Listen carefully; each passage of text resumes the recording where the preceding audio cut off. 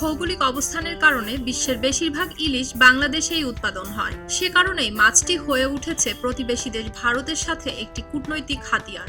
যদিও মাছটির প্রজননকালীন ব্যবস্থাপনা নিয়ে ভারতের সাথে বাংলাদেশের নেই কোনো সম্পর্ক।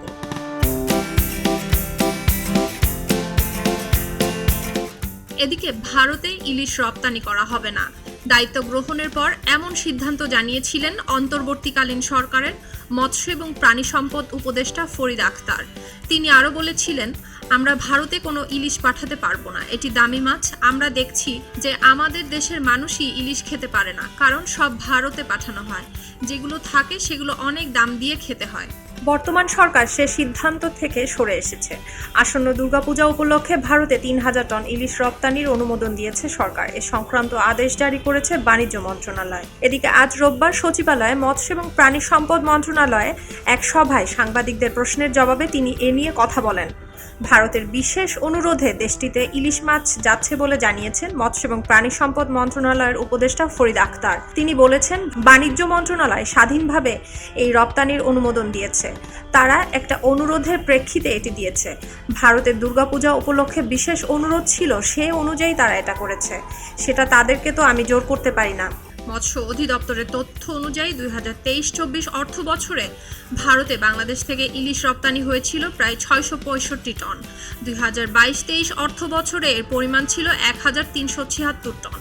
এছাড়া 2021-22 অর্থ বছরে 1211 এবং 2020-21 অর্থ বছরে 1880 টন ইলিশ রপ্তানি করা হয়।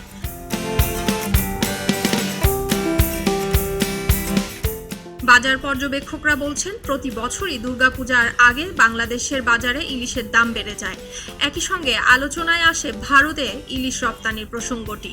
দুই দেশের কূটনীতিতে ইলিশকে হাতিয়ার হিসেবে ব্যবহার করা হলেও তা থেকে কোনো দেশের মানুষের খুব একটা উপকার হয় না, বরং এ নিয়ে আলোচনা বাড়ার সঙ্গে সঙ্গে বাজারে বাড়ে ইলিশের দাম। এর সঙ্গেই চোরাই পথে ইলিশ পাচারও বাড়তে থাকে। চলতি বছরেও সীমান্তে ইলিশের এমন কিছু চালান ধরা পড়ার তথ্য পাওয়া গেছে।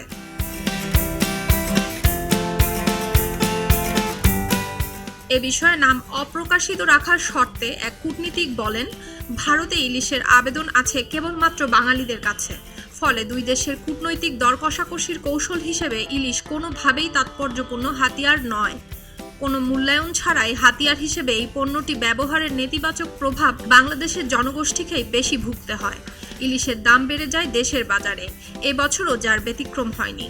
কলকাতা ভিত্তিক ভারতীয় মাছ আমদানিকারক সংগঠন ফিশ ইম্পোর্টার্স অ্যাসোসিয়েশন বা FIA এর তথ্য অনুযায়ী বাংলাদেশ থেকে আমদানি করা 99% মাছ বিক্রি হয় ভারতের যেসব গন্তব্যে বাঙালি আছে।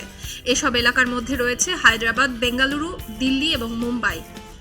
FIA এর নেতারা আরও বলেছেন, বাঙালিদেরকে বাদ দিলে গোটা ভারতীয় জনগোষ্ঠীর কাছে ইলিশের কোনো গুরুত্ব নেই। অবাঙালি ভারতীয়রা ইলিশের প্রতি বিশেষ আবেদনের বিষয়টি কখনোই অনুধাবন করতে পারে না। ফলে তাদের সাথে ইলিশের কোনো সম্পর্কও নেই। সুলতানা দিনা, খবরের কাগজ।